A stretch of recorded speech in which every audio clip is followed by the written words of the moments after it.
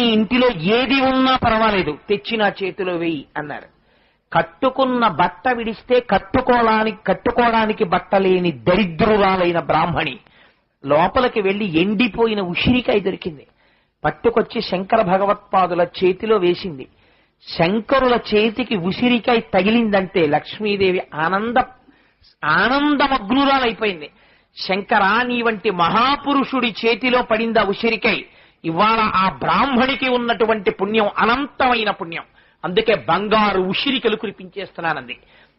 ఆనాడు శంకర భగవత్పాదులు కానీ శంకరాచార్య కృతం స్తోత్రం అన్న మాట మధ్యలో వేసుంటే మనం చదవడానికి ఆ స్తోత్రం పనికిరాదండి. శంకరులు చేసుకున్న స్తోత్రం శంకరాచార్యుల వారికి పనికొస్తుంది.